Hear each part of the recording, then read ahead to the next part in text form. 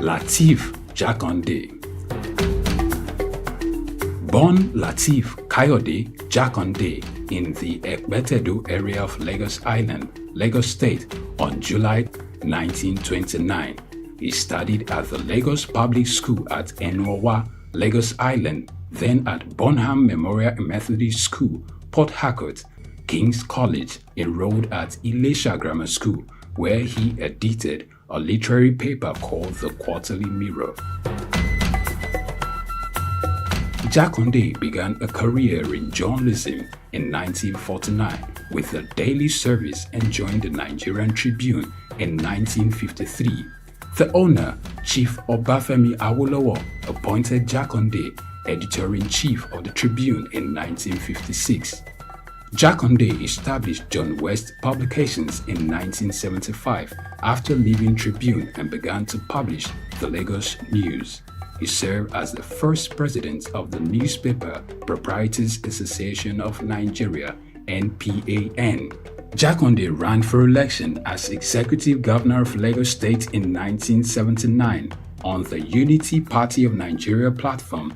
His administration was effective and open and implemented the cardinal policies of his party. He introduced housing and educational programs targeting the poor, building new neighborhood primary and secondary schools, and providing free primary and secondary education. He gave poor people's children education, and many of them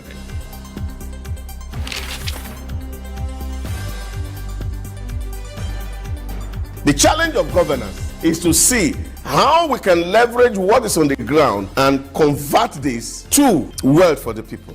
Russia, China are gaining entry into Africa, and it would appear that some Western countries are losing out. You're working as an expatriate worker, then you're paid in your currency. But then if you must spend those money, you need to convert those money to the local currency to spend.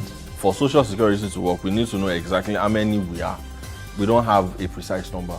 We need to know exact location of people. When we address this exchange rate volatility, we will see definitely cost of goods and services will come down. From a security point of view, we should employ the technology to ensure that we can track individuals and goods within the continent. This is Early Exchange with Femi Ayodele. You know, the Early Exchange is all about shaping policy and advancing development with our conversation. Today, we're set to give you the best of programming. And Blessing Aiche.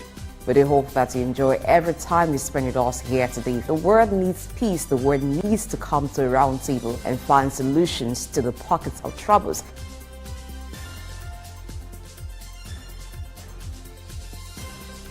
Early Exchange, shaping policy, advancing development.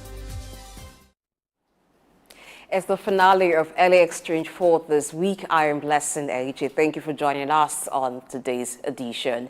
Today it's the time for us to do a global and local review, and I'll be anchoring that with Femi Ayodele, who twins with me on the show. Hello, Femi. Good morning. Oh, it's my pleasure to be the twin. All right. It's Friday. Thank God it's Friday. Well, thank God it's Friday. There's always this excitement that comes. Oh yes, oh yes. Friday. I'm not the only What's one who shares that joy. A lot of things are responsible. You're thinking, okay, you do not need to set the alarm tomorrow for some people, and then you can pamper yourself ahead of next week. I think for me, it's the fact that, you know, once I look at it, I'll be, you know, been able to achieve my target for the week. So Friday is like, okay, the grand finale, you're trying to do a proper analysis of how you've run the week or as the week has gone. And so for me, it's always that, okay, you're at the peak of your performance for the week, and you can't re-strategize for the next. And also reward yourself with some good things. That's the way it is. You know, Femi, I was thinking that the Nigerian Naira has fallen really against the dollar until I saw the Zimbabwean dollars world exchanges at to the US dollar. In fact, that introduces us to our conversation for today. Today, we'll be looking at the performance of the Zimbabwe economy.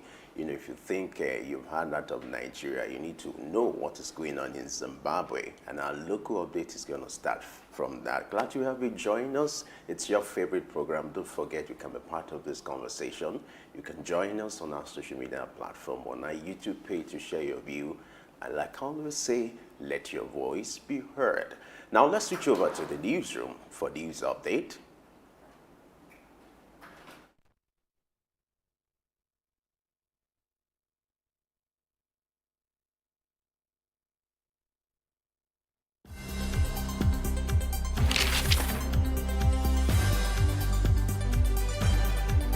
The challenge of governance is to see how we can leverage what is on the ground and convert this to wealth for the people.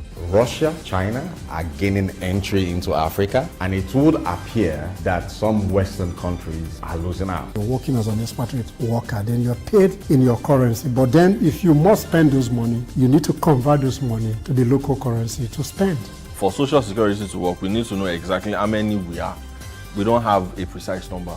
We need to know exact location of people. When we address this exchange rate volatility, we will see definitely cost of goods and services will come down. From a security point of view, we should employ the technology to ensure that we can track individuals and goods within the continent. This is Early Exchange with Femi Ayodele. You know, the Early Exchange is all about shaping policy and advancing development. With our conversation today, we're set to give you the best of programming. And Blessing Aiche.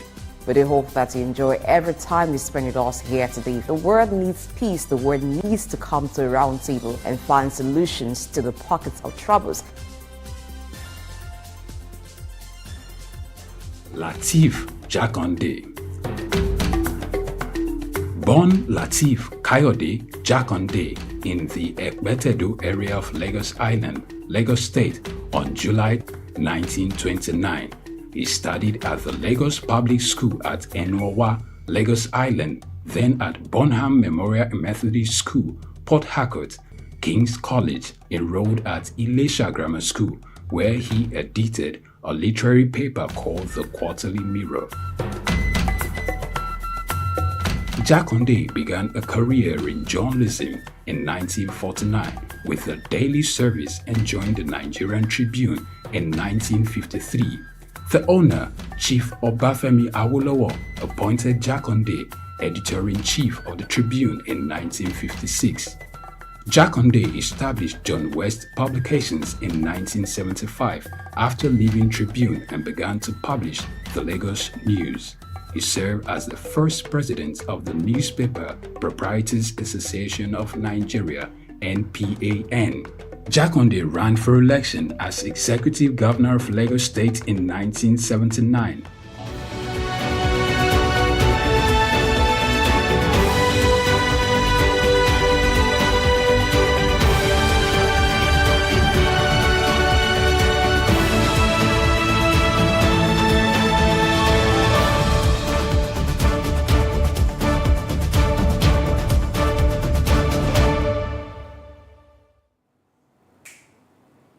Hello and welcome to the news update on SOUQ News. I am Ikenna Mba. The Naira, Nigeria's currency, continued to strengthen against the US dollar on the official forex exchange FX, hitting its highest level in 3 months at 1,255.0 Naira to a dollar. Data from the FMDQ Securities Exchange show that the last time the Naira was this strong was on January 26, 2024, closing at 891.9 Naira per dollar at the Nigeria Autonomous Foreign Exchange Market, NAFEM. Comparing to its lowest point in March 8, 2024 at NAFEM, the Naira has gained 29%, I beg your pardon. The FX auction on Thursday revealed a 0.62% strengthening, with dollar quoted at 1,255 Naira, down from 1,262 Naira on Wednesday. Dollar supply at NAFEM increased by 16.36% to $138 million on Thursday from $166 million on Wednesday. The Naira remained unchanged against the US dollar on the parallel market, with rates ranging between 1,250 Naira to 1,260 Naira. The gap between the black market and official market rates narrowed to 5 Naira per dollar. Morocco's Minister of Industry and Trade, Riyad Mezou, says the country is set to attract more electric battery manufacturers to meeting the rising demand for electric vehicles in its automotive sector. With the automotive sector leading Morocco's industrial exports at $14 billion in 2023, the country hosts product plants by Stellantis and Renault with a combined capacity of 700,000 cars, along with local suppliers. Recently, the government approved a Chinese electric battery maker, BTR, New Material Group, to build a factory near Tangier, while another Chinese manufacturer, CNGR Advanced Material, is expected to establish a plant near Casablanca. Negotiations with 5 other manufacturers are ongoing. By 2030, Morocco aims for electric vehicles to make up to 60% of its exported cars, aligning with EU's 2035 fossil fuel car ban. South Africa is reportedly gearing up to investigate Microsoft's cloud computing licenses practice. The investigation is expected to parallel the European Union's antitrust case against Microsoft. While Microsoft denies knowledge of any complaints from the South African Competition Authority, the US software giant is already facing an EU complaint from rivals over its cloud computing licensing practices in Europe. This follows complaints filed by industry groups like CISPE, including members like Amazon.com, alleging that Microsoft's new contractual terms were detrimental to Europe's cloud computing ecosystem. Microsoft adjusted its licensing terms in response to grievances raised by competitors in Germany, Italy, Denmark, and France, prompting scrutiny from the EU's competition watchdog. Oil prices continued its upward trajectory earlier today, poised for a second consecutive weekly gain amidst geopolitical tensions in Europe and the Middle East. This coupled with concerns over tightening supply of optimism regarding global fuel demand growth amidst economic recovery. Brent crude rose by 40 cents to $91 a barrel, while U.S. West Texas Intermediate crude stood at $86.82 per barrel, marking their highest settlements since October. Analysts at ANZ anticipate further upside in oil prices in the short term, raising their 3-month price target for Brent to $95 a barrel. Both Brent and WTI are expected to register over a 4% gain this week, supported by geopolitical risks and supply disruptions. OPEC Plus maintained its oil supply policy unchanged this week, emphasizing the need for improved compliance with output cuts to stabilize the market. Indian Prime Minister Narendra Modi has outlined economic goals to nearly double the economy and exports over the next decade. Modi, who viewed economic growth as a key achievement, aims to elevate India's economy to the 3rd largest globally if he secures a 3rd consecutive term. Despite lacking detailed plans, Modi aims to expand the economy to $666 trillion, by 2030, compared to the current $3.51 trillion, and increase per capita income to $4,418. Although projections are optimistic, economists caution that sustainable growth would require substantial structural reforms and investments. The Indian economy, buoyed by government spending, is expected to have grown around 8% in the last fiscal year. Yet, concerns persist over job creation and rural welfare, with the opposition Congress parties criticizing Modi's economic policies. That's our package on news updates. Continue to stay here on SOUQ News TV. I'm Ikenna Mba. Thanks for staying here. Back to Early Exchange with Femi and Blessing.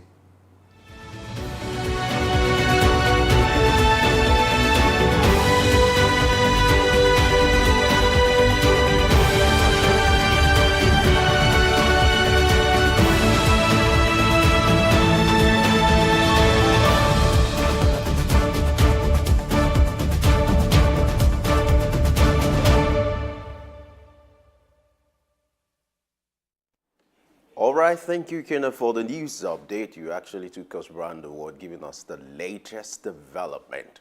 And now let's start our global update from Zimbabwe, looking at the latest development in that country, where the Reserve Bank is set to issue a new currency, a digital currency that is meant to rescue the Zimbabwe economy. Looking at the performance of the Zimbabwe dollar, it's at 36,000 naira to $1. And the attempt is to rescue this the monetary chaos in the country. Let's see how this is going to play out. We would like to seek the opinion of an expert, a global affairs analyst who joins us. We are being joined this morning by the ambassador of Caribbean island of Antigua and Barbuda to Nigeria. We have Dr. Williams Wallace, who joins us on LXN this morning. Glad you have joined us this morning.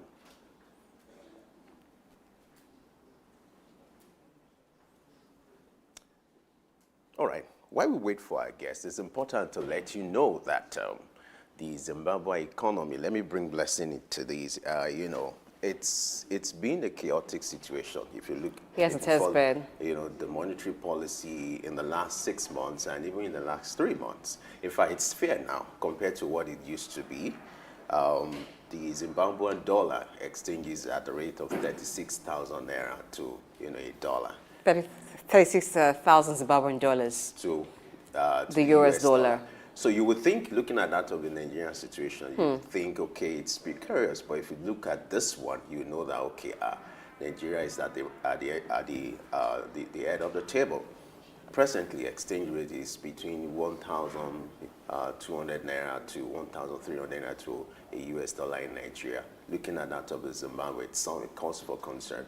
And that's why they're thinking that, okay, there's a need for them to re-strategize, which is to launch a new digital currency that will be backed by the gold reserves in that country. As far as gold reserves are concerned, Zimbabwe is blessed, they have it in surplus.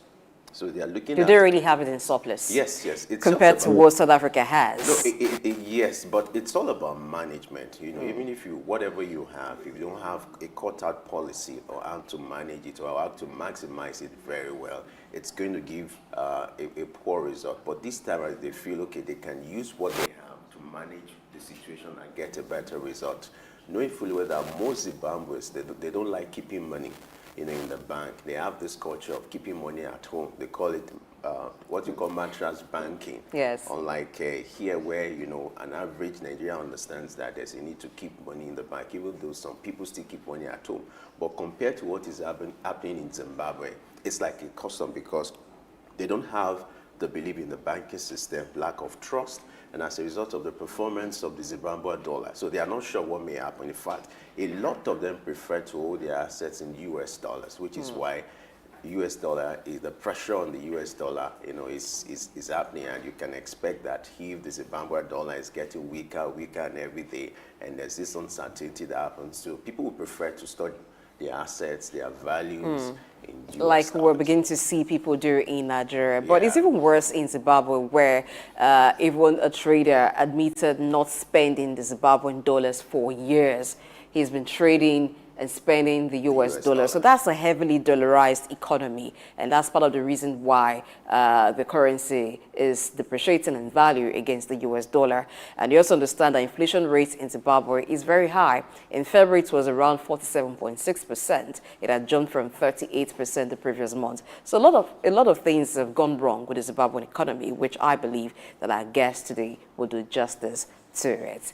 And so we have joining us this morning virtually is someone you've seen before, is Ambassador Wallace. Good morning and welcome to the show. Good morning, early morning to you from Trinidad in the Caribbean. I am in the Caribbean at the moment. All right, let's talk about what's happening in Zimbabwe. Now, having reintroduced the Zimbabwean dollars in 2019, the country is thinking of launching gold-backed currency to replace the collapsing Zimbabwean dollar. What's your take on this? The correct thing to do, and all of Africa has to look at standardizing a currency for the African continent. Why? All the other currencies, we spoke about this before, about fiat currency and pulling values out of the air. what is it backed by? We have on the African continent all the resources to back our own digital currency. And that is the way the African continent has to go. And Zimbabwe is taking a lead to say, look, we can back our currency. We don't have to dollarize our currency. No country in Africa has a right to dollarize their currency. They should all look towards having a central bank for Africa, backed by the reserves of the resources on the continent. That is the way forward.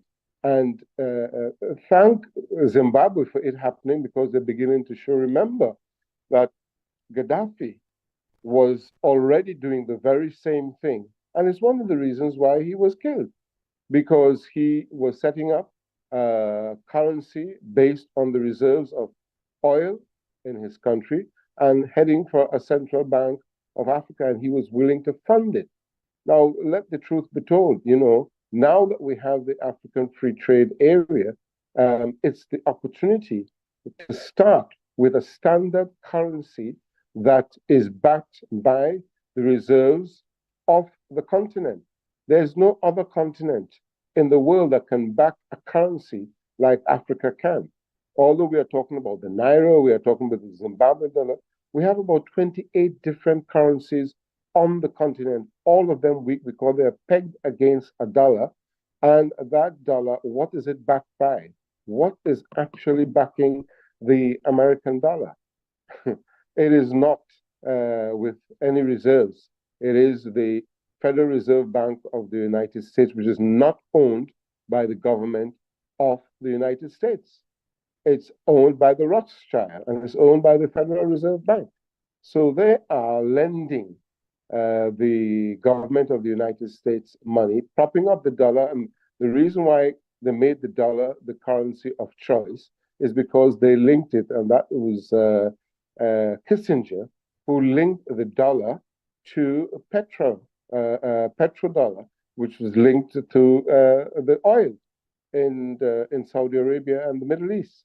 And that is how it became the value of exchange, and used it. Now, there is no need for the continent to use the dollar when they can create their own digital currency and a standard currency, and started off by using it for a contract. And as I'm saying, the contract is the African Free Trade Area. That is the standard digital currency that we should be using to enable trade, because everybody on the continent will have to use the dollar instead, and they have to wait till it goes to the SWIFT system, it goes to America, comes back, with choice. Someone stays in the United States at 25 or 30 years old and decides whether you can trade or not. And that is controlling your economy, that's controlling your destiny, and that's controlling the future of Africa. We have got to change and follow the lead of Zimbabwe. Everyone should get together now and say, with what's happening with Zimbabwe, it's going to be affecting all of us. Of course, it's affecting Nigeria and the Naira. Of course, it's affecting the Kwacha. Of course, it's affecting the Cedi. Of course, it's affecting the Rand. All of these countries have resources that are so valuable that it can back any standard united digital currency. All right, good to see you, Ambassador, once again. If you look at great. Now, if you look at the poor performance of the Zimbabwe dollar, the exchange rate 36,000 to the US dollar. That's at the black market. The official rate 26,000. Now, would you say that this new regime that is being proposed now will further rescue the Zimbabwe dollar from this chaotic kind of situation? And how do you see this playing out in a few months if using the gold reserves to substitute and to also strengthen the local currency? What might likely be the effect of this in a few months to come? Well, in a few months to come, if Zimbabwe holds strong with what they decide, and that is to back it with their reserves, they would start to build back their local currency. But it should not be left in isolation. That's the point I'm trying to make now. It should not be left in isolation. Zimbabwe should now call on the African Union and call on other members of the African continent to say, let's start to build. Leave me alone, isolated, to fight this fall in a local currency, because it is going to continue if they do not have support. Because as you rightfully said, they are using their gold reserves, but they need to strengthen their means of exchange, their means. It is an IOU, over the counter. I am paying you for this, and I will pay you for that. Get, the African Union to get involved now of strengthening the currency of Zimbabwe, and asking all of the other members of the AU to join forces to strengthen their currency. So it is not to be left alone that Zimbabwe, yes, if you said they're using their gold reserves, and how far and how long will that be able to maintain their local currency? We don't know. But what we do know is if you move towards a standardizing a currency for the continent, and using Zimbabwe as an example, that they have put their reserves on the line, their resources on the line, what everyone should do as brothers on the continent is join Zimbabwe. So, well, this is the opportunity, because we are all suffering from the same thing. You've seen it happen in Nigeria, and it's been happening. We are fighting tooth and nail to dollarize our naira, But if we are united in purpose, and that is that we have the resources, and the AU starts to back the continent and say, hey, listen, let us put our reserves together, prop up Nigeria, prop up Zimbabwe, prop up the rest of the continent with our reserves, and form an African central bank. That is what we have to do, Femi. It cannot continue, because what's going to happen is that Zimbabwe is left isolated, and they will probably crash. As you're asking, how long will this last? They'll probably crash again in whether 6 months or a year, because they are going to be struggling with their reserves to strengthen their currency again against the dollar. We have to stop that now. We have to go towards a united currency for the continent. That's the only way out. All right, talking about Zimbabwe now, launching a gold-backed currency. Now, the worry is sustenance. How do you think this can be sustained, being that, according to the governor of the Reserve Bank of Zimbabwe, the bank has just about a little over 1 ton of gold in its reserve and another 1.5 ton of gold offshore. So that comes to close to 3 tons of gold that Zimbabwe has. Is that sufficient enough if they're to maintain a gold-backed currency? You have got exactly the point I'm making. How much gold does the rest of Africa has? How much oil does the rest of Africa has? How much diamond does the rest of Africa has? How much cobalt does the rest of Africa have?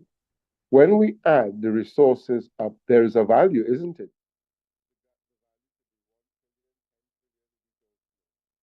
The mathematics, let somebody do the math and do the research.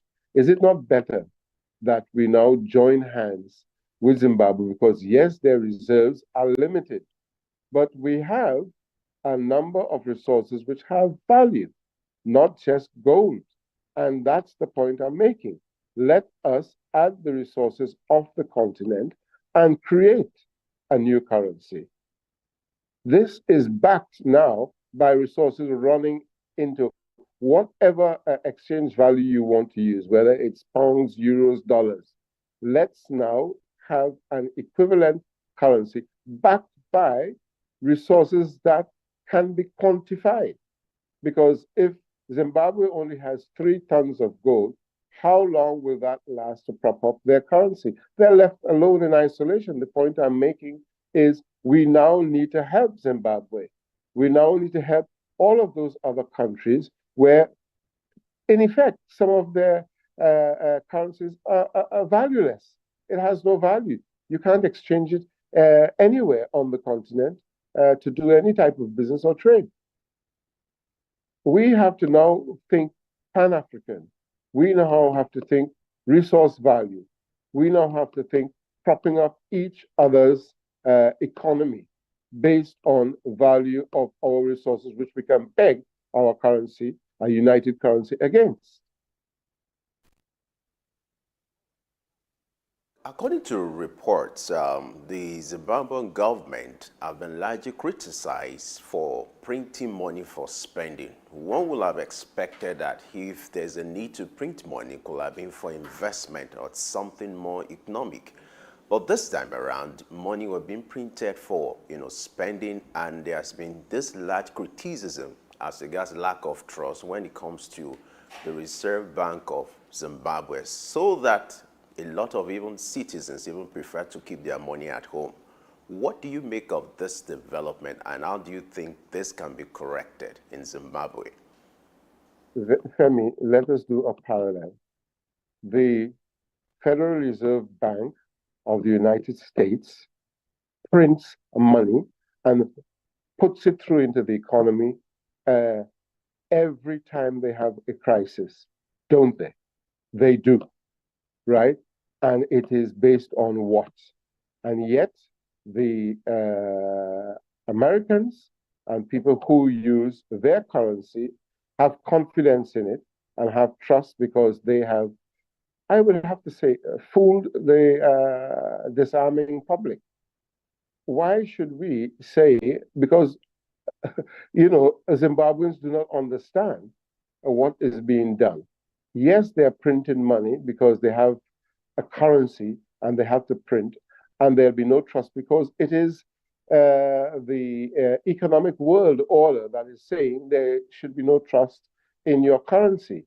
It is a poisoned weapon. It's weaponized because you are saying if you don't use my dollar or you don't use my pound, you cannot trade and you cannot use it in your economy. The Zimbabweans are printing because they have to print because they have a currency that they need to use in their economy. But I'm going back to the same point that should not be so because everybody else prints money and throws it into the economy. All of the central banks, wherever they are in the world, whether it's the pound, the euro, or the dollar, they print money. And they print money from their central bank to boost their economy. We have to have confidence in whatever currency we are using temporarily at the time, because I'm saying temporarily because the continent as a whole must go towards a standard united digital currency.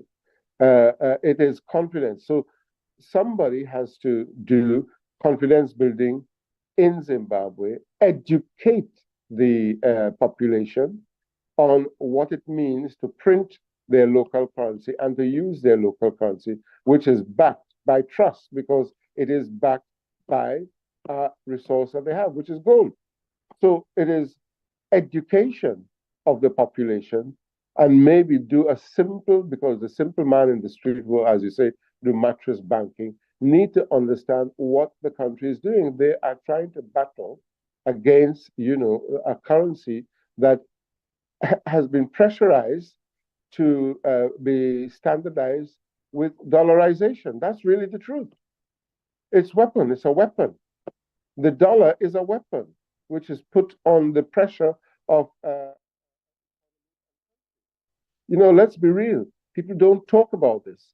All they're saying, well, this is the way that the population deem their own currency and they prefer to keep it under the mattress and prefer to trade in dollars. It's a pressure. It's a weapon. We are being weaponized. We are being weaponized by a currency when we should be having our own currency that we can have value in, confidence in, because it's all backed by real reserves. The dollar is not backed by any reserves. They print and they continue to print, throw it in the economy, and it's about confidence. A currency and a fiat currency is based on confidence. How do you build that confidence? We have to build trust in what we have as well. All right. Now, as it is, Zimbabwe cannot build on the reserve because it's been cut off by a decade from multilateral support and even some other internal issues that it's been having, restricting access to foreign markets. And even currently, the U.S. had paused dialogue on some of the debt of Zimbabwe owing to the 2023 election. So there are some issues within Zimbabwe that the international community is not really fine with. Now, how do you think this will play in the long run on the Zimbabwean economy, and what can be done to regain goodwill with the international community? Well, Zimbabwe has their own internal politics, but if you look at the history of Zimbabwe and what's happening, because of the stance they took with foreigners and their land and their reserves, Zimbabwe is being punished. I just said that they're being weaponized. The international community, IMF, World Bank, and others want to dictate to Zimbabwe how to run their economy. And if you do not, in any country, subscribe to the menu that they give you, they will internally interfere with your politics. They will crash your economy. I mean, have you heard or read the book, Economic Hitmen? Have you read the book, The Economic Hitmen? I'm asking a question. Are you hearing me? Can you hear me? Okay. You asked if I read the book, and I said no. Right, okay, I didn't hear that. Right. So the Economic Hitmen, if you've read the book, tell you how when you do not subscribe to what the World Bank, IMF, and others want, they go in and they interfere with your economy, disable your economy, and ensure that you become a pariah state in the world economy. And therefore, you will be hearing, as you have just asked, how do they build back confidence with the international economies of the world? It is a weapon that is used to disable Zimbabwe because of the stance that they take. And if the politics of that country does not fit the international monetary system, they are going to break your economy. It's as simple as that. And they will sabotage it. And I will ask you to perhaps go and read that book, The Economic Hitmen, which will tell you a lot of the truths. And I'm telling it to the public now. You know, go and read The Economic Hitmen. They are real, and they do what they have to do to, as a matter of fact, to survive their own currency. So they are set out on Zimbabwe because Zimbabwe did not play by the rules. You know, Zimbabwe, from time immemorial, it has to go back with, you know, the land. It has to go back with the farmers moving out foreigners and giving back land to their people, etc. It is a long history, just like what they're doing with Haiti and many other countries around the world. You know, we talk about,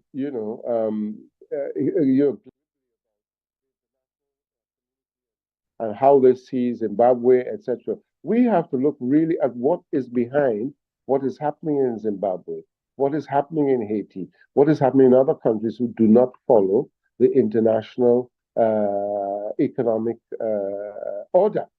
You know, and that really is what it is. We have to help Zimbabwe, and we have to change the narrative about Zimbabwe, because what we are doing is just following on what the narrative is and talking glibly about Zimbabwe and what is happening to them and the world economy and the international money order, etc.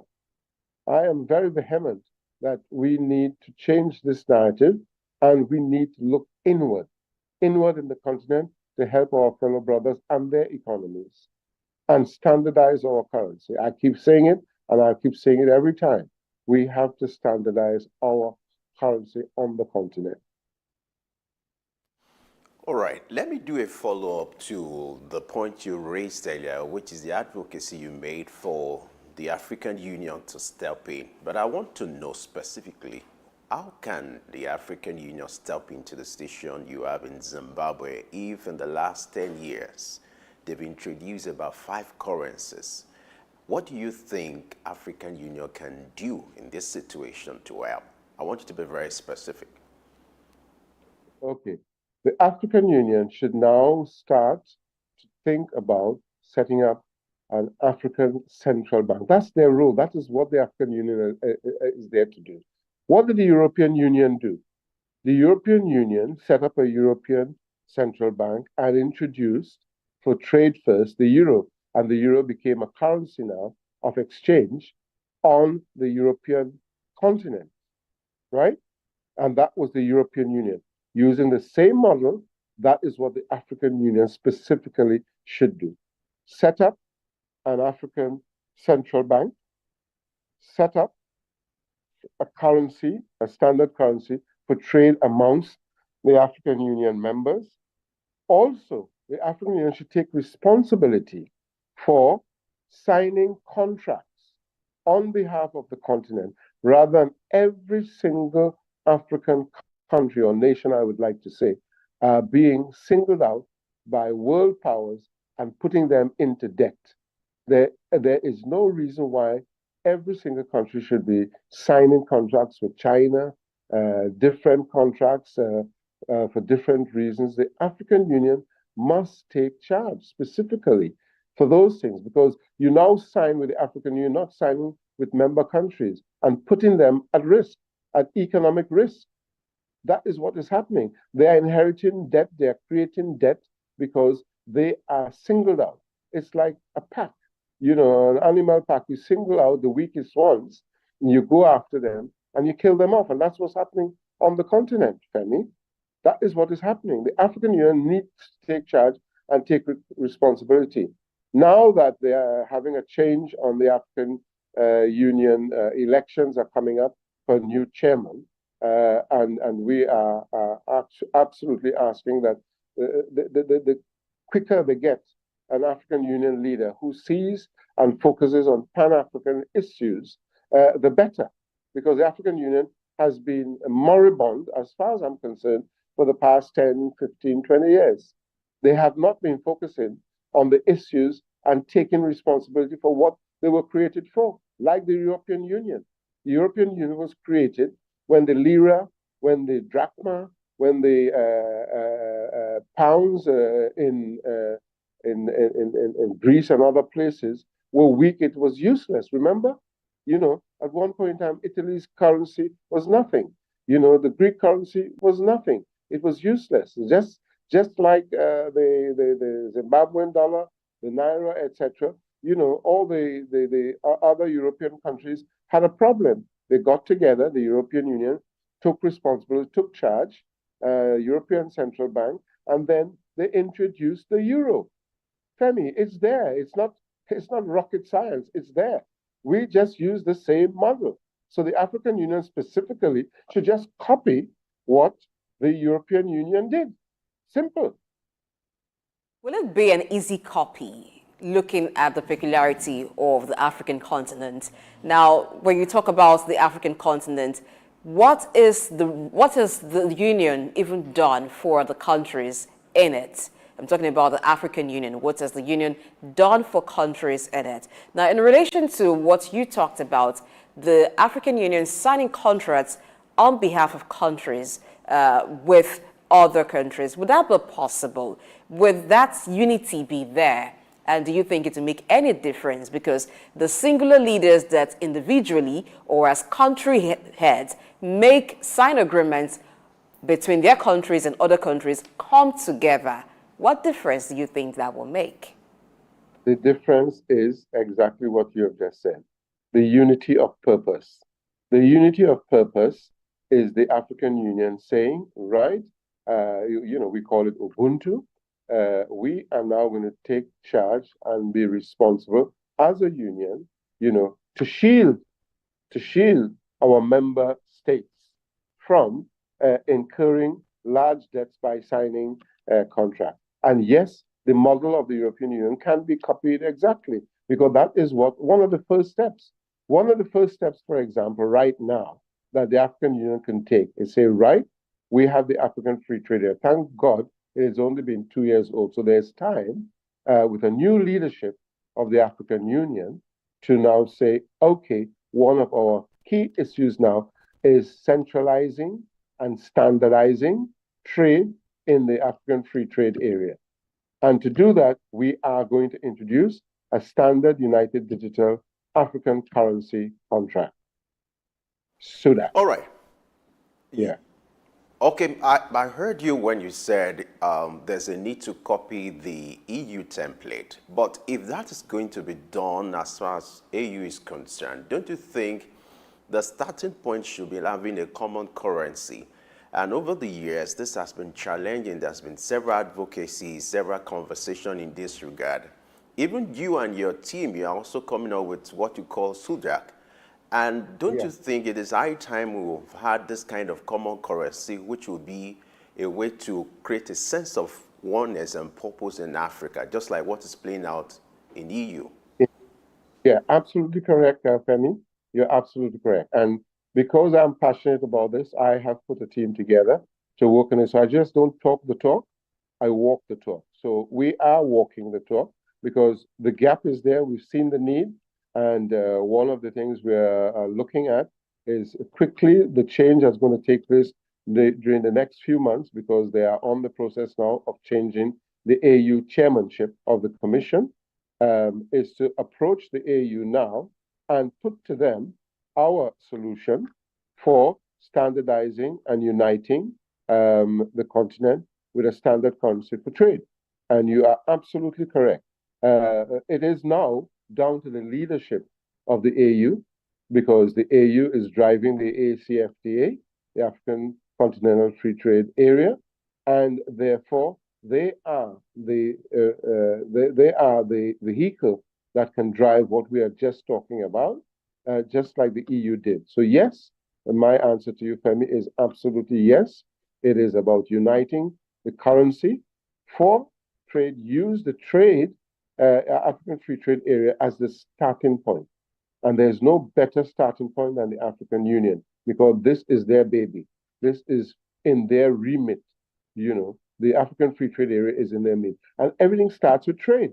As I said, what happened with Euro, it was because of trade. The Italians and the Spanish pesos and the drachma, they all couldn't trade because they had different currencies and different values. And it was like it was madness. I remember when, you know, those currencies were useless. I remember traveling through Europe, and, you know, you just couldn't exchange at that point in time. And then they came up with their template of uniting, and the European Union backing, solidifying, and protecting their people in Europe so that they can start to trade with one common currency. And that is the answer now for the African continent. We start trading with one common currency. And thank God that we are definitely looking into it and have a team that has prepared and are ready to work with the African Union on this. Would you mind explaining the workability of the SOUQ currency? It's digital currency, right? Do you worry about limitations operating within the African continent being a digital currency? Digital currency, as I said before, we are talking about education. You have to educate the population, and you have to give them confidence. It's transaction-based, it's open, it's traceable, it is trackable. So, and because it's digital, you are assured and you know that your currency has confidence and can be utilized, especially if it's adopted by a body like the African Union, and you are educated that this is now yours. This is what you can use to trade, and it will have its own value. It is about education. We now have on the continent, 70% of the continent are youths. They are all digitally savvy. I mean, if you are in Kenya, for example, you're already using the M-Pesa. When I'm in Kenya, I am using M-Pesa to do all my transactions with confidence. Absolutely. I I hardly carry the Kenyan shilling. The M-Pesa, I mean, it is absolutely the way to go. And we have examples of it already. We have mobile money.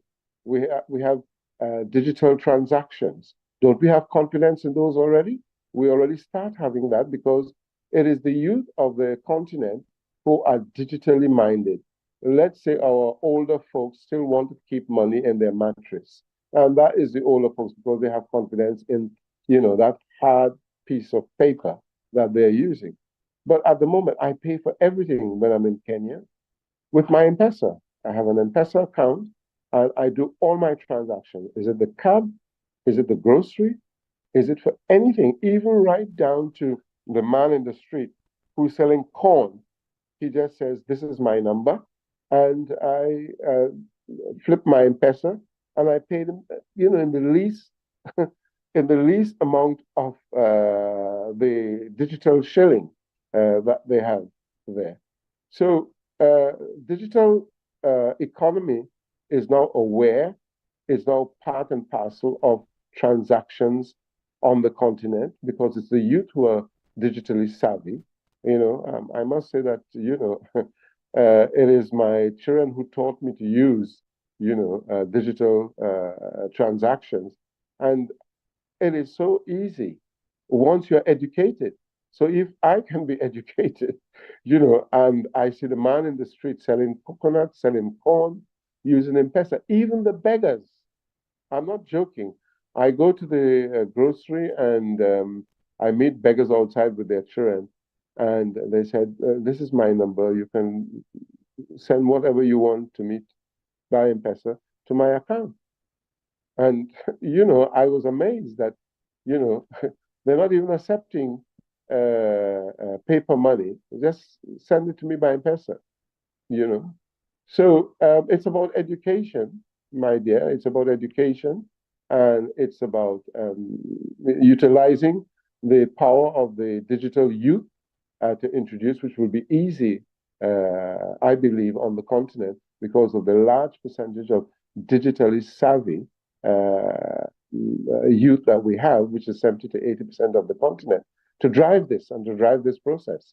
So it can happen, and the confidence is there already. The confidence is built by digital transactions right now in different states of the continent. All right, now let's shift our attention to what is happening in Egypt, talking about the proposed African Energy Bank.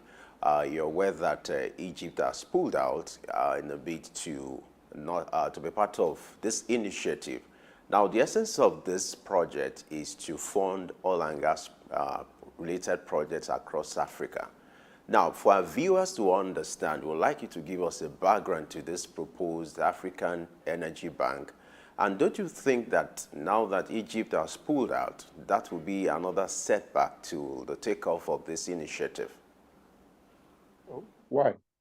Why don't we shift, for example, to Nigeria, for example, the largest, oil and gas reserves on the continent, followed by Angola, followed by Equatorial Guinea, followed by Ghana, the other oil and gas producing nations. Okay, so Egypt has pulled out. Do the wrongs. It's just like making a king in Nigeria. You have houses of monarchies, and who is the ruling stool gets the kingship. So I think it's an opportunity for Nigeria, for example, or Angola to take lead. Because the oil and gas projects, right now, as you know, Uganda is building a refinery. Nigeria has just built a private refinery with Dangote. NNPC has said that they're bringing the other refinery. Do you see the reason Egypt is given for withdrawing from hosting the African Energy Bank as wanting to give other African nations a chance to do so as a genuine reason? Could there be other reasons, such as funds, why Egypt is backing out? Funds, you said? Sorry, I didn't All right, hear that. Egypt withdrawing its bid to host the Africa Energy Bank, citing the reason that it wants to give other African nations the opportunity to do so. Do you see that as a genuine reason? Could there be other reasons, maybe issues concerning funds, as why they are withdrawing from the bid? It could be several reasons. It could also be pressure from the West. It could be pressure, from internal politics. I mean, we can't quite see the nuances, but yes, it could be any number of things, and the contributing countries to put in their funds. So what I'm saying is somebody should take charge, and if it is a matter of funds, still rally among the oil and gas producing countries to put the desired funds together, add the projects that needs to be done, map out who gets what, it is your turn to build this, and as part of your prioritization for oil and gas, Uganda is building, a major refinery, Tanzania, if all the countries can put their funds together and the confidence is there, the bank can take off. And, that's why I'm saying, for whatever reason, Egypt has decided to pull out. I don't see them as being the key factor to stop an African Energy Bank taking off. If it's funds, then everybody should be disciplined enough to ensure that whatever they have to peg or promise, put it in and start. And that's why I say another country can now take the lead and ensure that if the problem was funds, they take the lead and marshal everyone else. I'm sure at that point in time, if it was funds, then Egypt will come back in. But what I'm saying is that should not derail having an African Energy Bank when we have so many oil and gas producing countries which have the funds, which have surplus funds, that they put into sovereign states. When I say sovereign state, in a sovereign vehicle, and that can be used as part of, the pledge for the bank and for the projects that they want to complete. It's a brilliant idea to have an African Energy Bank to drive the continent's economy. Funds for this kind of initiative, you have Nigeria contributing about $10 million, followed by Angola, and then Ghana is also making commitment with about $20 million. But what do you make of the proposed initial capital base of $5 billion for this initiative? Do you think that will be enough? And then what do you think, what kind of mechanism should be put in place to ensure there's transparency and also accountability when it comes to the disbursement of this fund so that the purpose intended for this kind of initiative can be achieved? Yeah, good question. Well, as I was just saying, it has to do with unity of purpose, prioritization. We already have people who are experienced in banking. If each member state has a committee with their individual banking experts on that board, for example, and on that committee with banking experience and following the principles and practices of banking, that should be one of the things that are put into place. Two, as I just said, look at the projects table for these projects, prioritize them, give clarity and clear transactions for that, and apply it, implement it. Therefore, everybody sees and knows who is next on which project and which timeline. The money that is required should be totaled at this point in time, saying, okay, Angola, we are going to build a pipeline from here to Mozambique, or Nigeria, we are going to build a pipeline and connect, Niger and Mali, whatever. What will that cost? And of course, those things are very transparent. You know the cost of that, you know the timetable for that, you have the correct tendering process, you have the people with the expertise and the experience to do what you are requiring done, and you know the clear value and timelines. It's still banking. And therefore, if together the committee gets together and say, okay, we are mapping the next 5 years, what do we need to do? Okay, Nigeria needs to build 9 modular refineries in 9 states in Nigeria.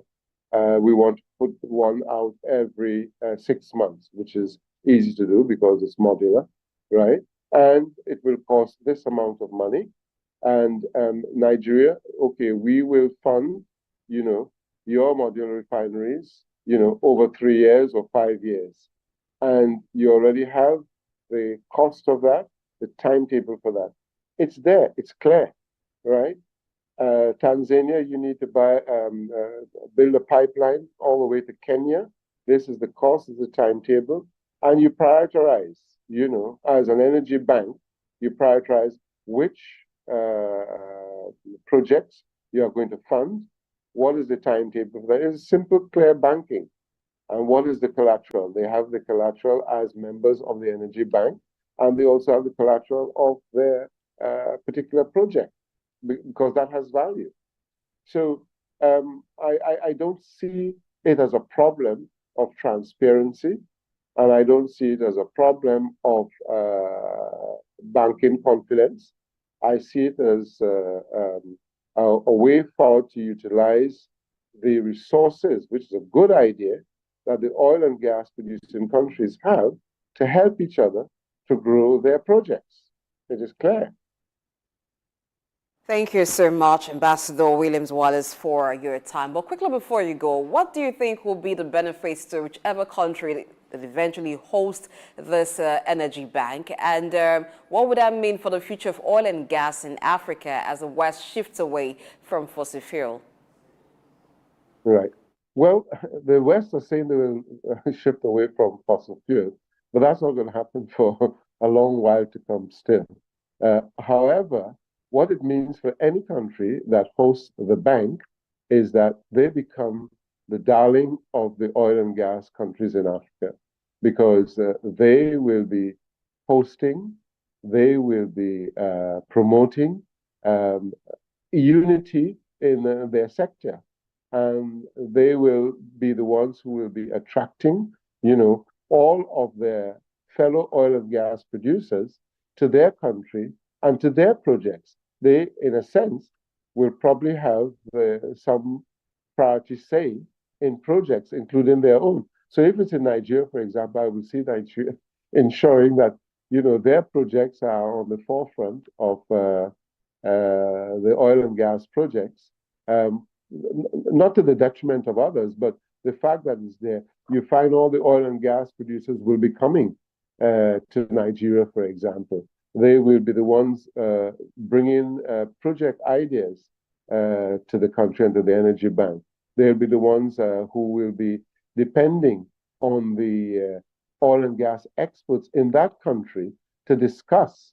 And so they become the reference point. Whoever and wherever the energy bank is will become the reference point for oil and gas projects on the continent. So whoever takes the lead now and whoever is the resident country for the energy bank has many benefits, many benefits. Oil and gas experts, banking experts, project experts, and they will probably be the ones who will also benefit to participate in the projects.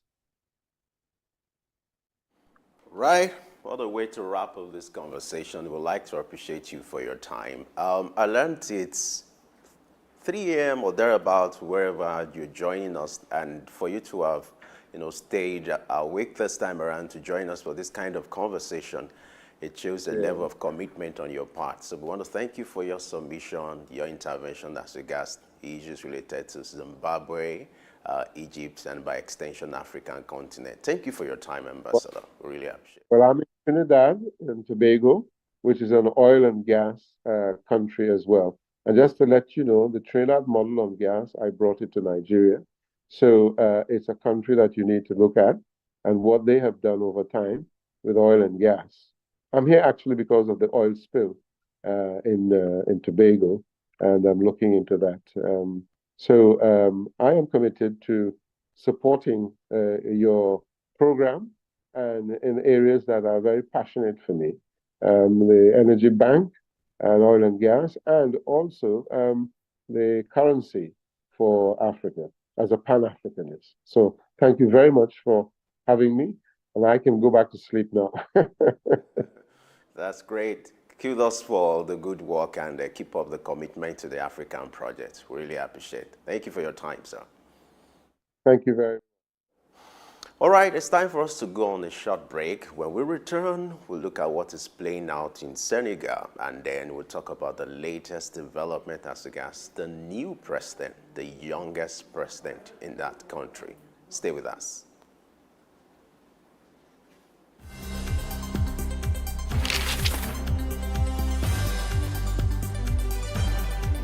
The challenge of governance is to see how we can leverage what is on the ground and convert this to wealth for the people.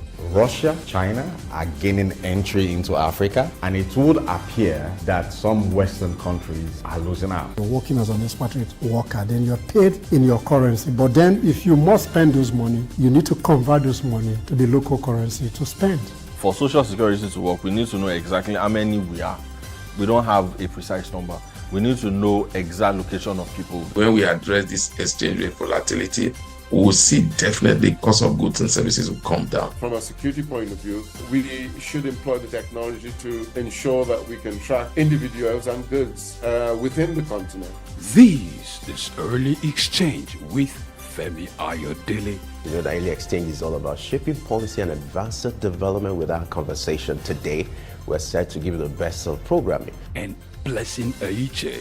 We do hope that you enjoy every time you spend with us here today. The world needs peace. The world needs to come to a round table and find solutions to the pockets of troubles.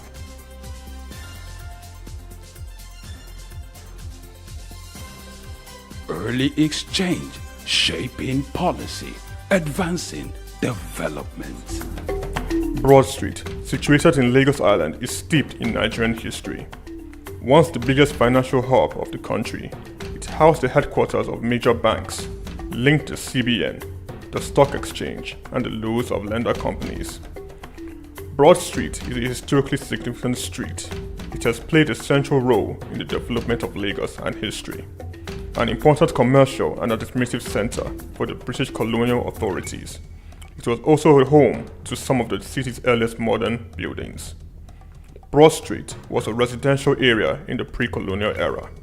With the British came the Methodist Boys High School in 1878 and the Broad Street Prison in 1882, renamed Freedom Park. The General Hospital, which was a British military hospital, was built in 1893, being the first general hospital in Nigeria. The old British Secretariat building, which is now the Federal Ministry of Justice, was built in 1906.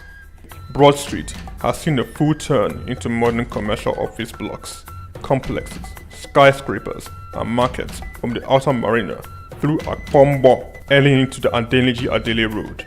Broad Street is one of the busiest streets in Nigeria on weekdays, where commercial activities take place day and night. From modern buildings to ancient structures, this street gives one a raw dose of life in Lagos. Broad Street is often referred to as Lagos Financial District. It boasts a mix of architectural styles, reflecting its long history, colonial-era buildings, Victorian and Edwardian architectural features, alongside more modern skyscrapers and structures. Broad Street remains a vital, vibrant part of the Nigerian economy.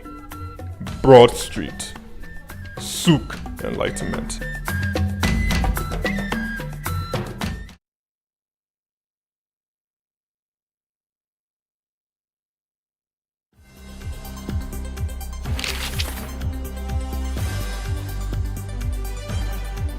The challenge of governance is to see how we can leverage what is on the ground and convert this to wealth for the people.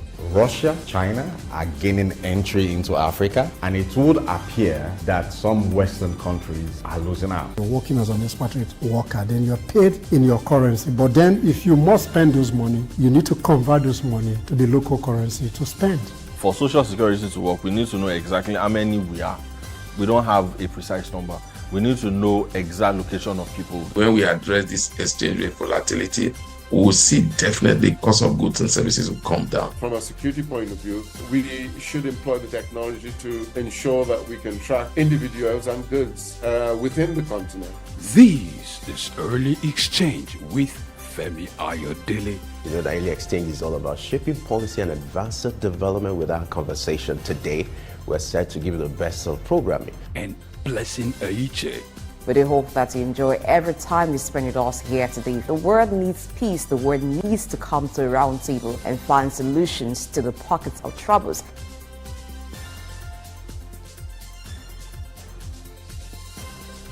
Early Exchange, shaping policy, advancing development. Many thanks for staying tuned to Early Exchange. It's time for us to move to Senegal and find out what is happening with its oil and gas and mining sector, as the new president is talking tough, saying that there will be an audit of the country's oil and gas and mining sector to root out corruption. This he made, he said, while making a speech a day before the country's independence. He's a new president of Senegal and he's 44 years old. Good morning, Idausa Samanze, who joins us to talk about this. He is Director, Research Policy and Development, Africa Development Studies Center, and of course, our in-house analyst here at SOUQ News. First, having an African president who is 44 years old, how does that make you feel? Does it seem like that thing they used to teach children, that they are the leaders of tomorrow, finally has come to pass? And then this leader is talking tough when it comes to the extractive industry in Senegal. Well, I think one big challenge that globally nations are facing is how to deal with the economic situation that is seemingly looking as beyond reach for every country. And to that extent, like two former president of the French state said, wherever this savior is going to come from, whether it's the devil or it's Jesus himself, all that the world leaders are looking out for is to just find somebody who will be able to actually get them off trouble. And don't forget, too, that the nation of Senegal had been embroiled in political crisis for the past 3 years. A whole lot were not right. You saw the oppression, the repression in the system, and even the young man, of course, because of some posts he did on his Facebook, had to go to jail before this electoral victory. So a lot of young people are not happy, especially what is happening mostly in the French West Africa countries, and I think that is what it is. So you see the kind of bandwagon effect that is happening in the colonies that French are holding on to. All you see here is anti-French sentiment, and everybody, especially the younger generation, eyes seems to be very opening up quickly because of the materials that are there and available for them historically on how French government enslaved them in the name of freedom. And now re-echoing the popular saying of Touareg, the former president of Guinea, that they prefer freedom in slavery than opulence in slavery. Now, what do you make of the electoral process in Senegal? A lot of analysts have said this looks commendable with the emergence of a 44-year-old young man who has never held any political office, to even know that 10 days after being released from prison, could also participate in the election and being sworn in, and then he's talking tough. What do you make of the electoral process that could have led to the emergence of this kind of unprecedented president and even the youngest president ever in Senegal. Well, and I think that's the point I'm trying to really underscore. I don't think it's because of any perfect electoral system. And you've seen that the government was consistently be under pressure for the last 3 years. And you don't have option but to think of how to reform. Because we already enough idea to control these young people. So, and you're seeing what is happening to your neighbors and the kind of move that is happening there, it will just be naturally wise for somebody to succumb. You see what happened in the Niger Republic. So rather than continue to manipulate those process, and then you allow another coup to happen that may keep you perpetually in prison, and then of course the world is negotiating how you are going to come out. And I think it was more honorable for them to allow the process to just run seamlessly. And of course, this guy who also had met one of his strong ally who they came together to form a political party to challenge the establishment and the status quo in Senegal, of course, got the support. Talking about challenging the status quo, now the new president is saying that he's going to make disclosure of the effective ownership of the various mining companies. What do you think that would mean for those who have been there and even for the industry itself? That is what I'm saying. If you understand the language, especially when you understand the politics of the Francophone, you will know that those who are actually the stakeholders in those industries are the Frenchmen. And that is what we're hoping to see, that is going to publish the name. Because really, during independence, French entered into a lot of agreement with Francophone state following the disaster that happened in Guinea. You remember that when in 1958, Touareg said we wanted independence, every little thing that French did in Guinea, they destroyed it, including food. In anger that the man wanted freedom. They destroyed bridges, they destroyed houses, they poisoned food, killed animals, as, you know, to send these fear signals to other colonies. And because of that, really, people didn't want to have to get into protest or ask for independence because nobody wanted the kind of Guinean experience. And when Eyadema tried it later on, of course, he has to negotiate it and even agree to pay some tax, colonial tax, to French government of up to 40% of their GDP annually for them colonizing them. And some of all these agreements are still there, that if you have a natural resource found in any Francophone state, the French government has the right of first refusal. Oh, yes. And then, of course, whatever money that you are going to make in your economy, at a certain point in time, it was about 70% of them you have to deposit in the central bank in France. And now they are looking at 50% of that money deposited in the central bank in France, and you don't have access to it. And almost all the monetary policy in these states are controlled directly from Paris. So this is the situation where many Francophones have found themselves.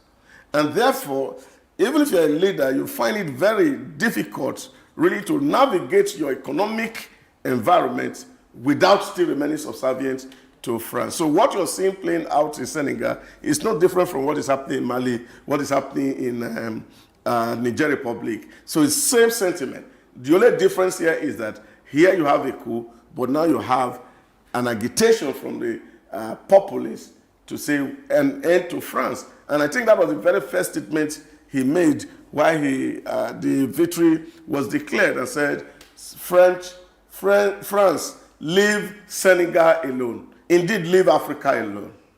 So this situation you just painted now of what happens in Francophone countries, would it then be said that these countries have been independent, or they're just the annexes of France? Oh, yes, they have been always annexes of France. And that was why, you see, because when French people came, they didn't come into the territory in Africa as if the way British came in.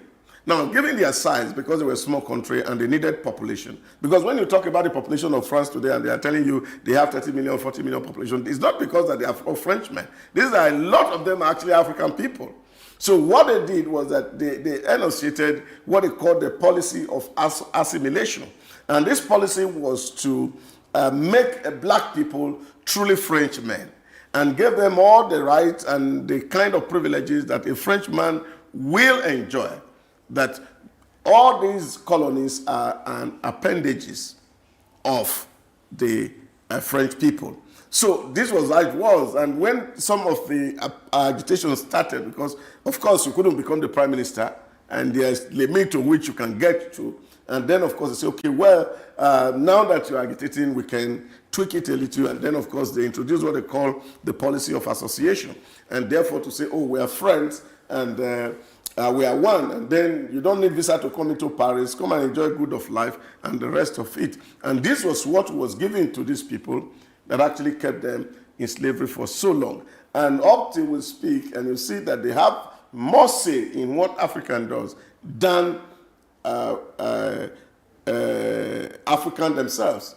So they see it as, if you have a president in Senegal, or have a president in Mali or Burkina Faso, they see more that it's like they say, the voice of Esau, but what you are seeing is the voice of Jacob, you are seeing the hand of Esau. All right. What the new president in Senegal has emphasized is the need to tackle the issue of exploitation of natural resources. This happens a lot in most African countries. If you make reference to our local example, we look at what is happening in Zamfara, the activities of illegal miners and all that. But for him, as a newcomer, how do you think he will be able to maneuver or tackle this kind of challenge, the exploitation of natural resources that has gone for years in that country?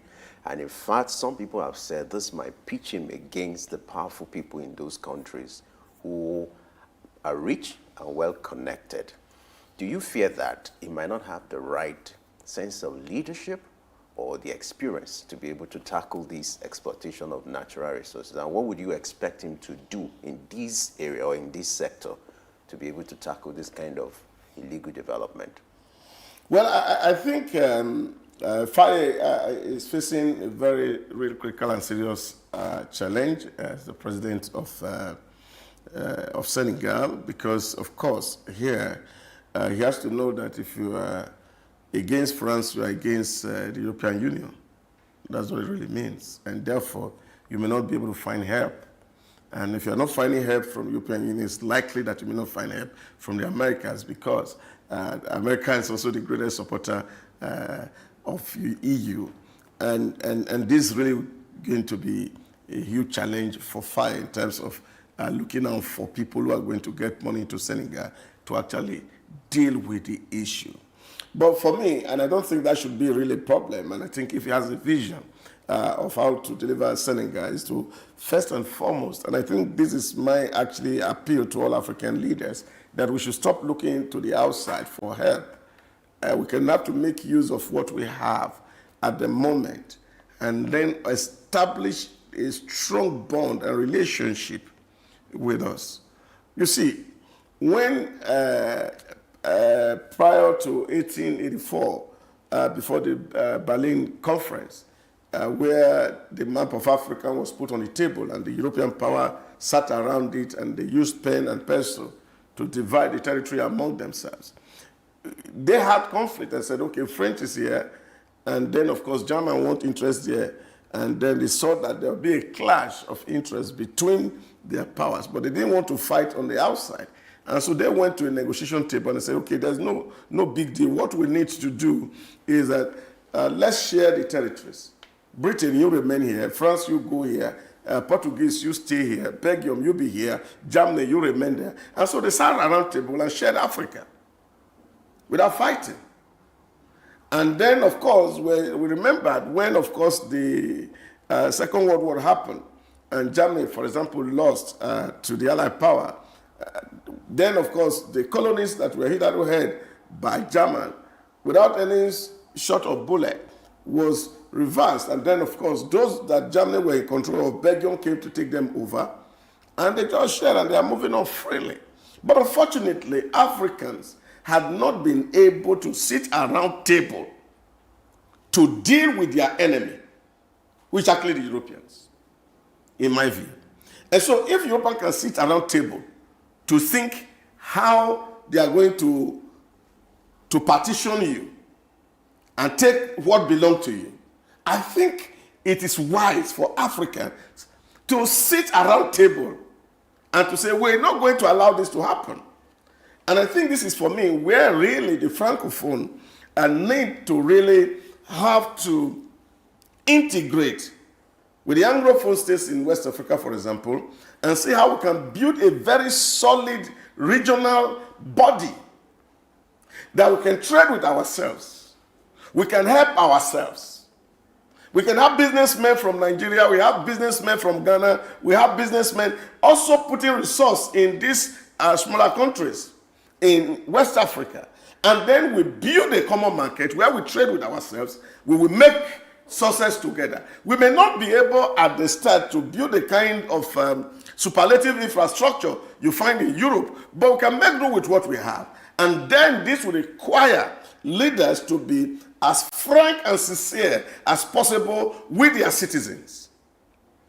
Because, of course, you know, coming from the backdrop of protestation, there's a whole lot of expectation on this young child to deliver.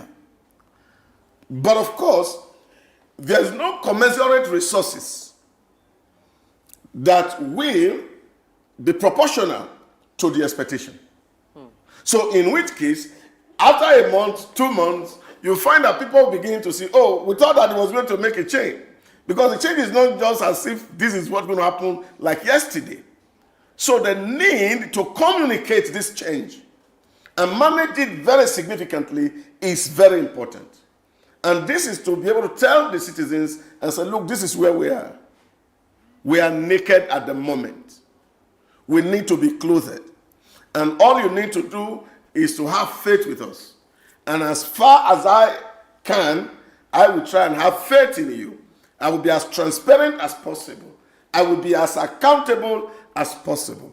Of course, there will need to be a lot of town meetings with the different sector, especially the downtrodden who are really hungry Senegalese, and to assure them that hope will come, help will come, but we have to endure. But then, of course, it's lifestyle, like he has promised. It's not just humility in concept. It has to be humility indeed, to be able to interface with these people, and people are seeing that he's sincere and is honest, and then the support he needs from the grassroots he can actually get to drive the process in Senegal. It's a difficult task, I must tell you, and it's not something that will be very easy, because when people are hungry, you know anything, they say, a hungry man is what? Is an angry person. So that anger, of course, can be exploited by the colonial masters, and then we pray that his life be not wasted like they've done to several of these radical people who have tried to liberate their people from trouble. All right, two things. One, you talked about the resources to back up this leadership not really being there. Do you think in efforts to provide the resources, there may be some compromise along the way? Secondly, now the enemy without, in quotes, which you refer to as the West, haven't been able, or if it's able to fight the enemy without, let's come to the enemy within. What is the assurance that the enemy within will not be stronger than the enemy without? Let's use the case of Nigeria. Now, when the colonial masters were here, Nigerians began to agitate for independence. More than 60 years after the independence, we still find that some developments that Nigeria enjoys today were laid down by the colonial masters. It is now ruling itself, but still, the Eldorado Nigeria thought it would get to, it still hasn't gotten that yet. What do you make of that? You know, the complex nature of colonialism is what is difficult for a lot of people to understand. And that's why you see people are arguing and said, oh, after 60 years, by now we should have been free. You see, but the seed of slavery has been sown in us. And that is so deep within. And this is where really, for me, we need a whole lot of engagement as intellectuals so that we can sit around table and really look at what we are doing. For example, I start from the education point of view and perspective, and you see the kind of curriculum that you run. That the education system, for example, today is designed to train clerks to serve the interests of the colonial masters. And that's why you see some of our professors who are trying to be indigenous in terms of their creativity and thinking are not allowed into the academic space. They are not even given opportunity to even access journals that are called, in quotes, that this is recognized or international journal within certain discipline. And this is why you see that your medical doctors will not be able to be free really to dispense in our own hospitals even medication that are produced locally, because we have to patronize the big farmers outside there who are making billions on our head, even when their remedy is not as efficacious as the one that we are producing locally. Because our people have been wired in their brain to think in a certain way. And those who are the elite, for example, that you see, are actually appendages of a colonial man. And this is a problem, and this is why you are asking yourself, because what makes them really feel good? Oh, my child is in England, my child is in Germany, my child is in America. That is what gives them ego, our ruling elite. Because we have been able to be separated from the rest of the people. I was talking on a SOUQ Pulse 2 days ago, and I was saying, you see, the challenge and the danger that was here was the fact that there was already an elite that was existing in Africa, which was the ruling structure that we had, that was disrupted. And who came to take over the governing structure when the colonial master came? They brought slaves. They brought non-entities. My apology using this kind of language. And they were the first ones to actually go to school. And I was telling him, he could do a research and see. When they say this man is the first professor in Nigeria, go and check where he came from. He can never be from the ruling elite. African traditional ruling elite. So what that means was that you raise up a new elite to be perpetually in conflict with the already existing elite. And that's why you see the traditional institutions in Africa are not working. They are not respected by the political elite because they are perpetually in struggle for supremacy. So the governor is flouting power with the king or the emir or the Oba, as the case may be, to say, oh, I'm more superior than you. I'm the one who is giving you authority to be a king. This is the problem in Africa. This is why Africa has not been able to make progress. Because what you are seeing here, we are saying, whether you call them elite or educated, they actually the mouthpiece of the SOUQ colonial master. And whatever thing they are doing, they do for the interest of the colonial master. This is the problem. And until Africa is able to actually find its own identity, we may not be able to do what you're doing because they profit from the crisis that you are in. The more you fight, the more their gun companies make profits. Because you are not the one manufacturing the bullets, you are not the one manufacturing the guns. The more crisis you find in Africa, the more, of course, they prosper. Because it's a sign of prosperity. Now, what you see, their population is aging. You create more crisis. What happened? All the young men live here to come and become slaves in their countries. And so this is the tragedy in the African situation. And I think this is why, for me, really, we need sometimes to sit down and ask ourselves, what are we really doing? So it's so complex. So it's not as simple as you may want to see it, because that seed was sown for that period of slavery. All right, we're still talking about Senegal and the latest development, but we need to go on a short break now. When we return, we'll continue our conversation and also look at what is playing out in South Africa. Stay with us. My name is Yinka Babalola. My name is Ijoma Pelokoro. My name is Joshua Hassan. I am Rotarian or Mosunde Lawson. It's Ife Yonwarita Ejeze. My friends call me Ife. My name is Rotarian Lola Dare. I'm inviting you to keep watching SOUQ News. It's the right station to tune to. I like SOUQ News. SOUQ News is good. I want to charge you all to listen to SOUQ News, watch the news. You can have unlimited news, first time. Find SOUQ News. Be with SOUQ News. Never switch off. You are better for it. SOUQ News is the real thing. Listen to their coverage and you'll be glad you did. Turn to your YouTube, turn to your Instagram, turn to all your digital channels and look for SOUQ News. Keep watching. Keep watching. Please, guys, keep watching SOUQ News. Lateef Jakonde. Born Lateef Kayode Jakonde in the Ekpetedo area of Lagos Island, Lagos State, on July 1929.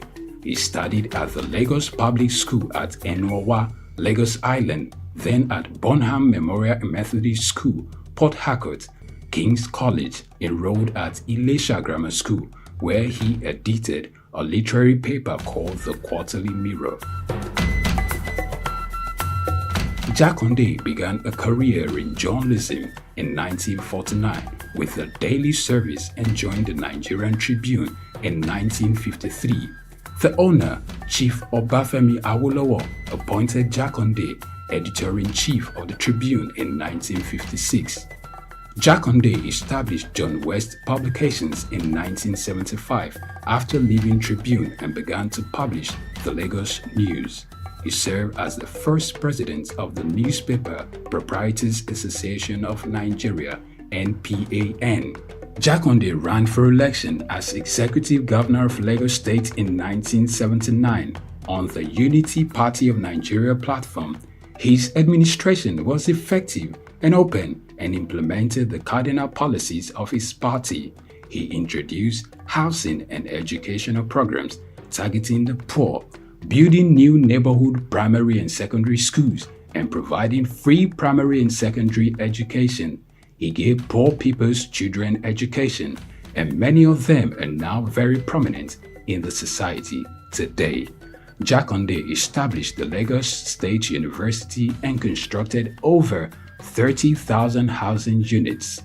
After the military takeover in 1983, Jakonde was charged, prosecuted, and convicted of treason and later pardoned. He served as Minister of Works under the Sani Abacha military regime. He died in Lagos on February 11, 2021.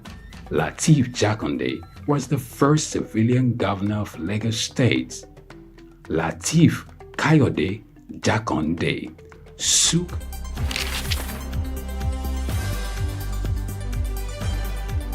The challenge of governance is to see how we can leverage what is on the ground and convert this to wealth for the people.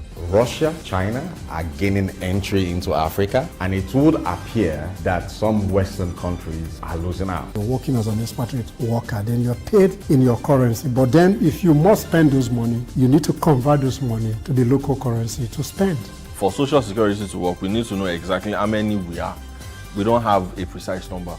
We need to know exact location of people. When we address this exchange rate volatility, we will see definitely cost of goods and services will come down. From a security point of view, we should employ the technology to ensure that we can track individuals and goods within the continent. This is Early Exchange with Femi Ayodele. You know, the Early Exchange is all about shaping policy and advancing development. With our conversation today, we're set to give you the best of programming. And Blessing Aiche. We do hope that you enjoy every time you spend with us here today. The world needs peace. The world needs to come to a round table and find solutions to the pockets of troubles.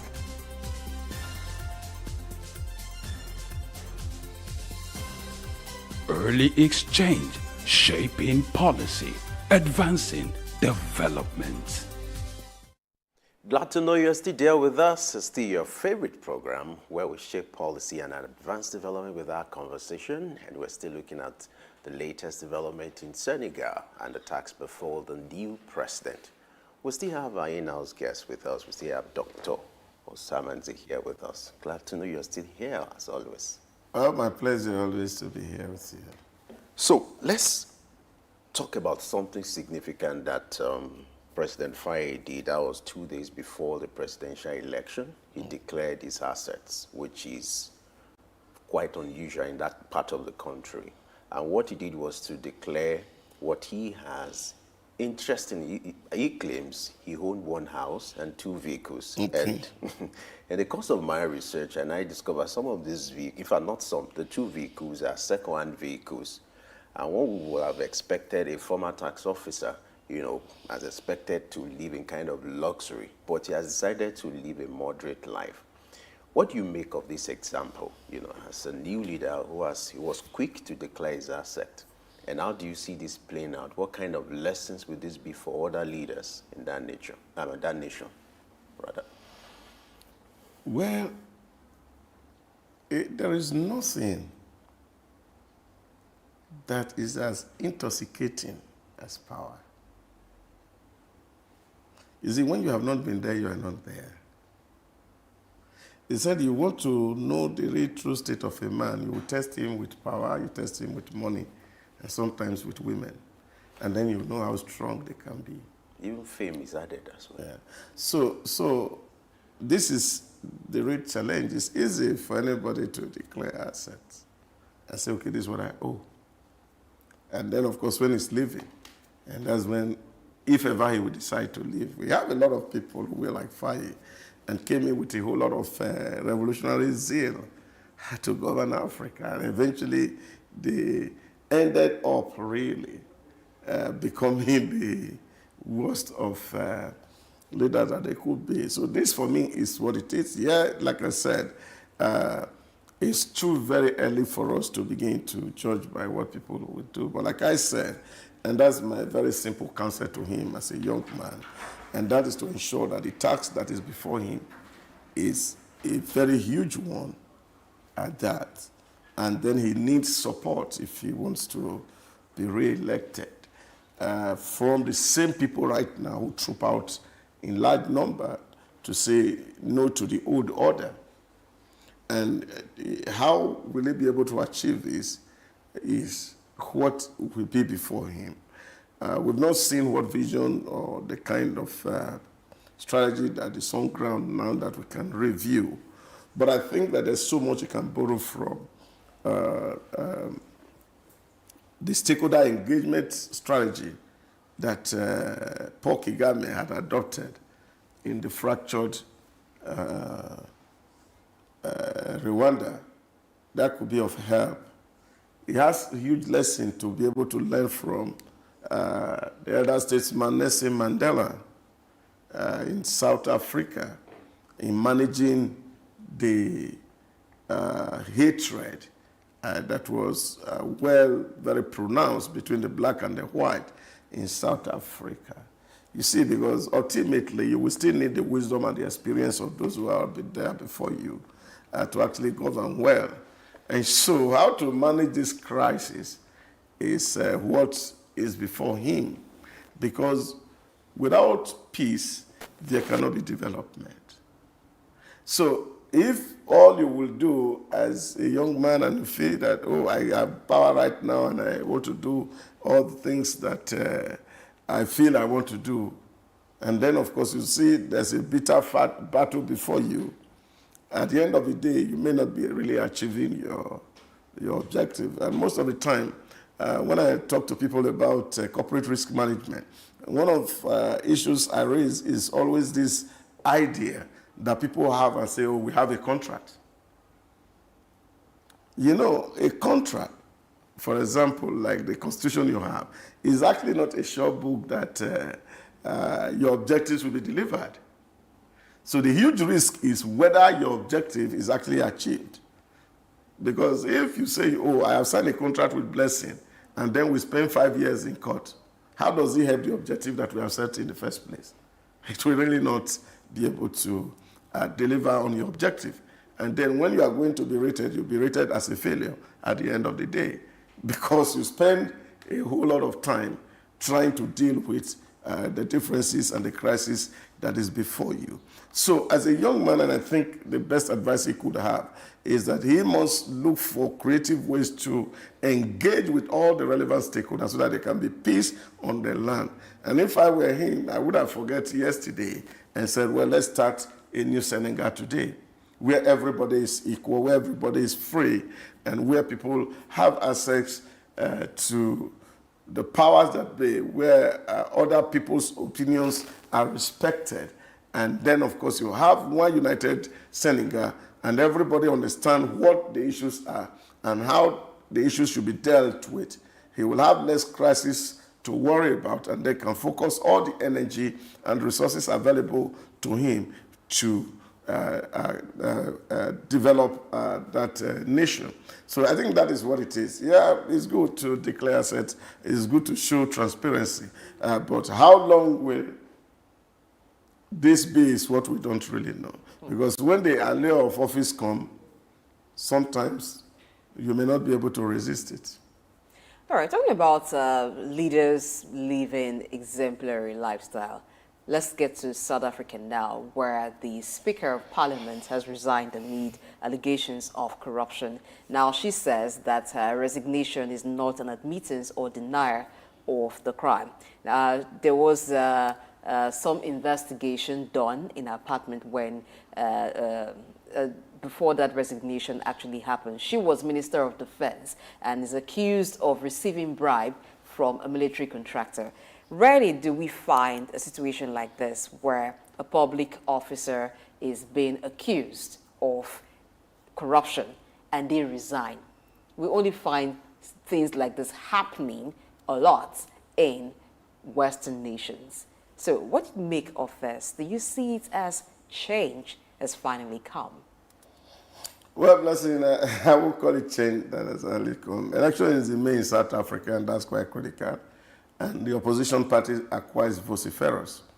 And I think it's a very sorry situation that after Nelson Mandela left ANC, all subsequent leaders in the ANC had really disappointed the blacks. And I think from Thabo Mbeki to the current president, there's actually been a huge disappointment in terms of really living the ideal in South Africa. And that's quite sorry. And that's why a lot of people are saying, no, South Africa was better off when the white were actually in control, even though they didn't have freedom. And I think this is one lesson that Africans should learn, that when we come to equity, our hands must be very clean. There is so much opposition in the South African parliament. And then a lot of people are not even giving her any more respect, as if you see Malema on every day, on a daily, and they put on microphone and still shouting and talking. And this is because these things are obvious. Then he had to go to court. And then, of course, he's not the judge in our case. And it's until the court will set her free. And I remember one of those clips I watched, and Malema said, you must rot in jail. So these are issues. So if she's clean, then of course she go and prove it. But I think it's a good sign for a lot of African leaders that we cannot be accused of an event and then we still sit tight in the office. And it doesn't really tell good of us when you are accused of, you don't open up and then you don't release your authority and then you stay there and use state power to continue to pursue your legal case. But I think it is between them, and it's not only here, it's also happening in Singapore. You remember recently, the Minister of Transport was also accused of receiving a bottle of whiskey and some gifts from some contractor too, and then it's also facing huge crisis there, and a 35-count charge, as it were. But I think a lot of people are beginning to see that leaders have to be held accountable. That the fact that people elect you or you're selected by whatever means to be in charge of the Commonwealth of people is not a license to remove there or to use the privilege of office to your benefit alone. Because what that means is that, of course, they call it a conflict of interest. If a contractor is giving you some resource and then, of course, from what he has gotten from you, it sure means that, of course, he has excess of it. Otherwise, you see that the contract was not negotiated in the larger interest of the public, or that, of course, you have taken something and then you have sold away your entire people. And I think this is what, for me, it is. there's no smoke without fire. Something would have happened, and we need to the court of South Africa to actually come to tell us whether this was real or it's just a mere fabrication. Now, you just have less than 2 months to election in South Africa. Do you think this kind of allegations could make impact as regards to rating, looking at the ruling party, ANC, is also struggling as regards some of the polls that were conducted recently as regards popularity? Do you think this might further compound the popularity that is reigning in that country, and what might likely be the ripple effect of this kind of allegations if they are not well managed or investigated? Well, my thinking may not likely affect the outcome of that election significantly. And that is because of the way Africans play politics. We don't play politics the way, or we don't do party the way other developed democracies arrange party. Here, party is like, what do you call it, like a religion, as it were. So if I'm a Republican, I remain a Republican. If I'm a Democrat, I remain a Democrat.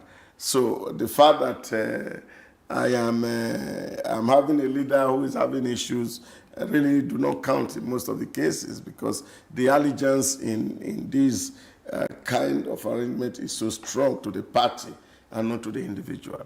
And I think that will still work out for the ANC in South Africa, because they control the majority of the population. So if your father is ANC, it's likely that your child is going to be ANC. And it's not like the way they move carpet here in this part of the world. So for me, if democracy still remain as it is defined, majoritarian ethic or the majoritarian rule, then of course majority will always have their day, as minority may have their say. So this is what I see about the election in South Africa. It's obvious that they're likely to win.